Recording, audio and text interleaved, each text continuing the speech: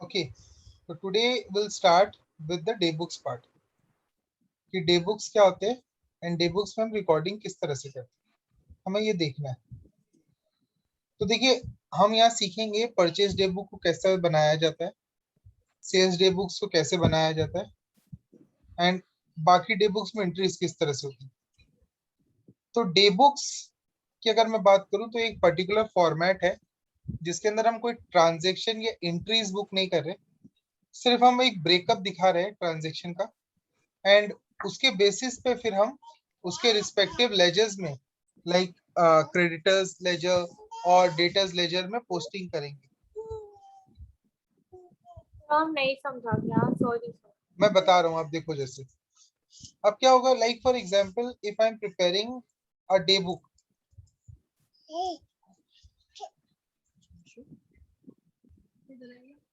okay, see, suppose I am preparing a day book and it's purchase day book. Day book का नाम क्या है? Purchase day book. Purchase day book किस चीज को record करता है? परचेजेस।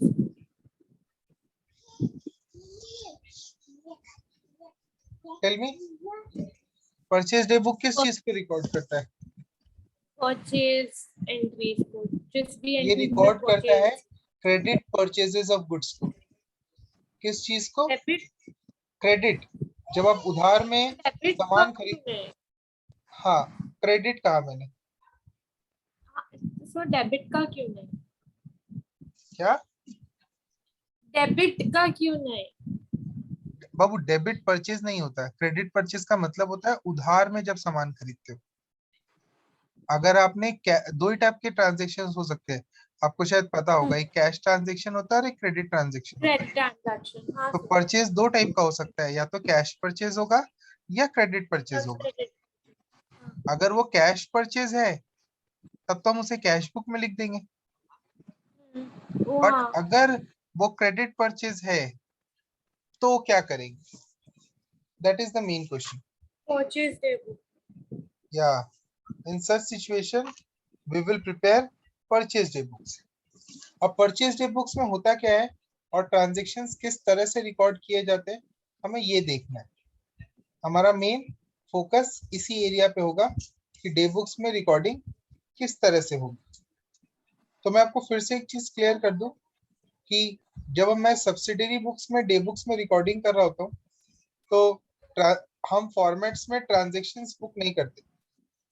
मतलब हम कहीं पे भी ये नहीं लिखते कि जर्नल एंट्री क्या है, हम सिर्फ कुछ फॉर्मेटिंग के फॉर्म में इसे रिकॉर्ड करते हैं। तो आप देखिए फॉर्मेट होता कैसे है। पहला होता है date, then it will be particulars, then will have ledger folio, then we'll have details, not debit amount column, and the second amount column as an amount format। क्योंकि क्रेडिट ट्रांजैक्शंस तो हाँ, इसलिए डेबिट जर्नल्स के credit. जैसा ही format है but थोड़ा अलग है। थोड़ा अलग इन द सेंस एज आप डेबिट मतलब अमाउंट कॉलम को डेबिट अमाउंट और क्रेडिट अमाउंट बोल के नहीं लिख रहे, आपने अमाउंट्स को डिटेल और अमाउंट बोल के लिखा। डिटेल इसलिए लिखा कि जब भी हमें इंटरनल कैलकुलेशंस करनी होगी तो हम उसे डिटेल्स में करेंगे और फाइनल बैलेंसेस को आउटर कॉलम में लेके जाएंगे। ओके, तो अब इसे करते कैसे वो हमें देखना है। हम सबसे पहले ऊपर लिखेंगे क्या? Purchase debit. या ये इस तरह से लिखेंगे, in the books of message there will be the name of the company, as you can write it as dot dot dot dot dot dot, and then in the next column you'll be writing purchase day book.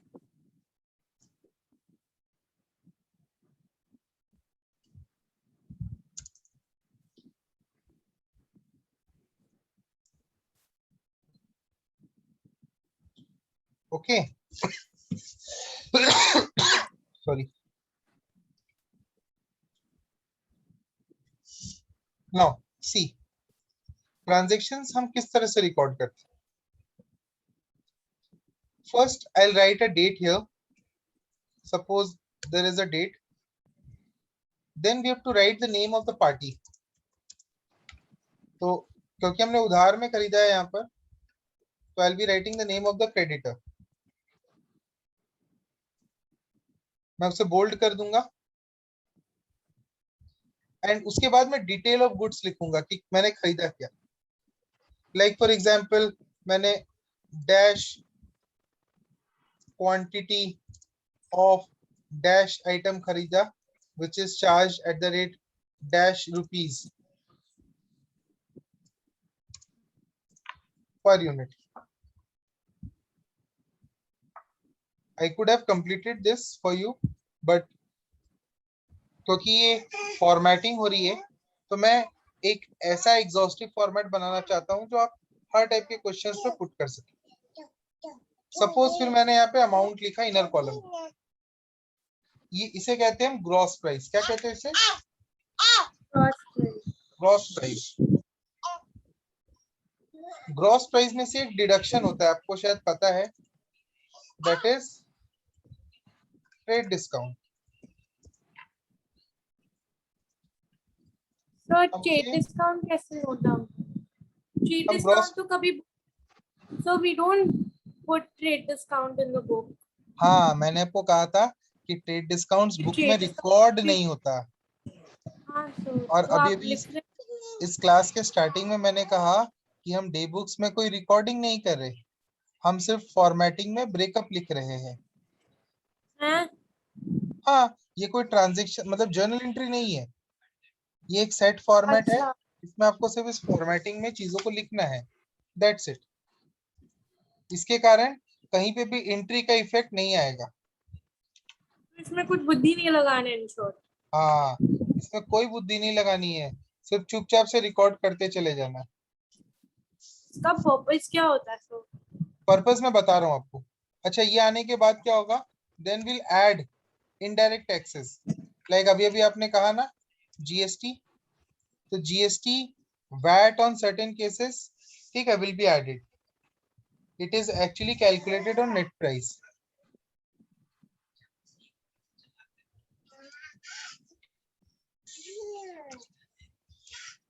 तो ये सब मेरे को question में दिया रहेगा, जिस हाँ हाँ हाँ, कॉपी इट डाउन। ये सब दिया रहेगा आपको।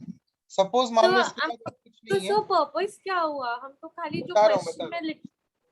देखो हमने क्या किया, हमने इतने सारे ट्रांजेक्शन, अब मैं पर्पस आपको एक्सप्लेन करता हूँ।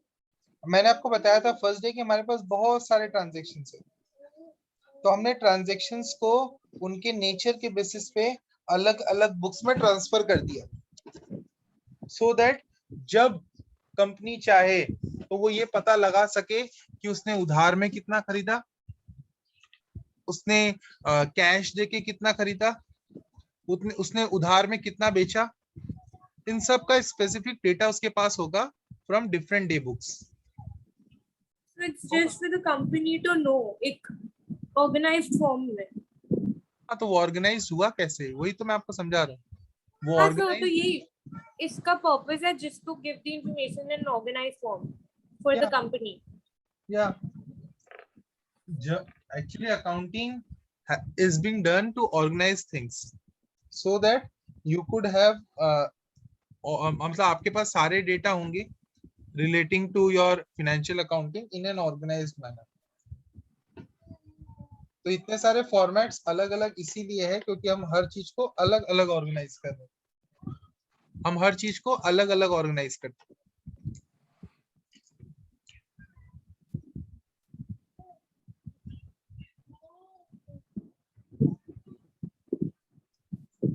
ओके, तो अब मैं आपको बता रहा था कि हमने परचेज डे बुक को क्यों बनाया इस तरह से। रीजन अब क्या हुआ, देखो अब मान लो मेरे पास ब्रेकअप है कि मैंने उधार में कितना खरीदा, उधार में कितना बेचा, कितना उधार में खरीदा हुआ चीज रिटर्न हो गया, कितने उधार में बेची हुई चीजें वापस आ गई, ठीक है, कैश में कितने का ट्रांजेक्शन हुआ, इस सब का डिटेल मुझे पता है, मुझे सारी चीजें पता है। बट अब कंपनी जानना चाहती थी कि मान लो मैंने उधार में खरीदा 10 लाख की चीजें, बट कंपनी ये जानना चाहती है कि किससे कितने का खरीदा। लाइक फॉर एग्जाम्पल, अगर आप ये कहो कि आप 10 लाख रुपए लोगों से पाते हो, तो मैं आपसे हाँ, शायद ये पूछूंगा कि किससे कितना पाते हो, yes, मतलब किस आदमी से कितने रुपए लेने हैं। तो आप कैसे बताओगे मुझे ये चीज।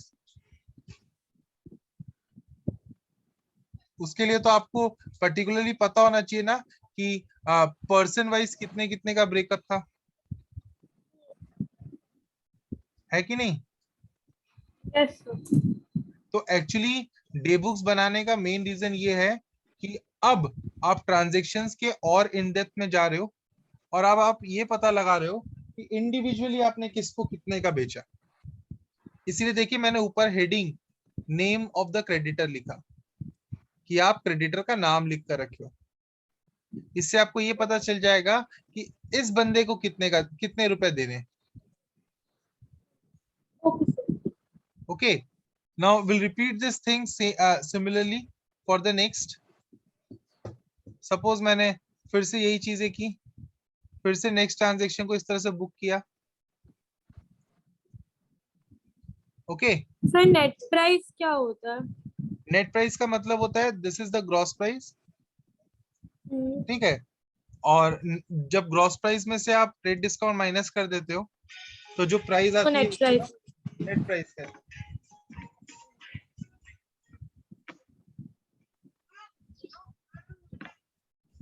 हाँ मैम, हाँ मैम, अच्छा ठीक है, अच्छा अच्छा अच्छा ठीक है।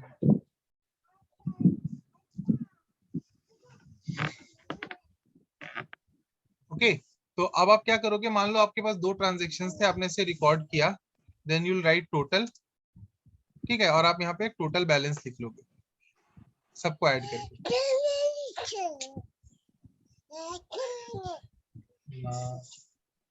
Okay, after this what we need to do, we need to do we need to prepare two accounts.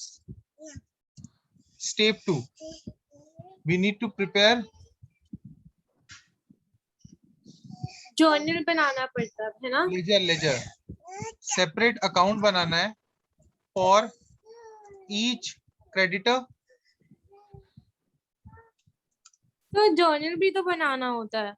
ना, देखो तो जर्नल, हम लोग को जर्नल बनाना था। सुनो मेरी बात सुन लो। एक्चुअली इसका जो लॉजिक है वो जर्नल्स नहीं बनाना है, आपको डायरेक्टली लेजर पोस्टिंग्स करनी है, और लेजर पोस्टिंग्स एक ही होती है। ठीक है, क्योंकि ये जो टैक्सेस आप कलेक्ट कर रहे हो, ये आपका इनकम या आपका एक्सपेंस नहीं है। ठीक है, आपको ये पे ऑफ कर देना है, तो हमें फाइनली एंट्री बस एक ही करनी होती है, वो होता है purchase to creditor each time. मतलब मान लो पहला क्रेडिटर सुरेश है, तो I write purchase to Suresh. Next creditor मान लो रमेश है, तो I write purchase to Ramesh. और मैं दो अकाउंट बनाऊंगा, आई कांट एक हियर यू। या सो सो हाँ बोलो। सॉरी, कुछ नेट प्रॉब्लम हो गया था, सो क्या? ओके, तो मैंने आपको बताया कि आपको separately, hello, yes sir, I can hear you. Okay, तो मैंने आपको बताया कि आपको सेपरेटली लेजर्स अकाउंट बनाने हैं for each creditor and one purchase account, एक कॉमन परचेज अकाउंट बनेगा। तो आप जो कह रहे हो कि आपको जर्नल एंट्रीज करनी थी, मैंने शायद आपको फर्स्ट क्लास ही बताया था, without doing journal entries we can not prepare ledger accounts, है ना। इसलिए शायद आपके तो टीचर ने आपको, एक्चुअली मैम बोल रही है जो भी जर्नल एंट्री नहीं लिखा है परचेज बुक में, there marks will be cut off. तो नहीं, दैट कैन इसलिए बी हर पर्सपेक्टिव कि वो क्या कर रही है, बट जनरली ऐसा नहीं किया जाता।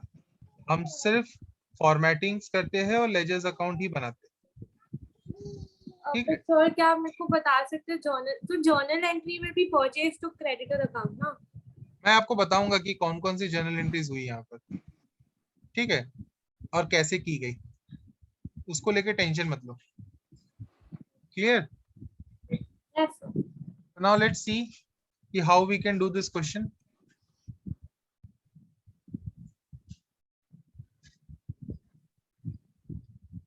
Suppose we have this question, concept builder 7।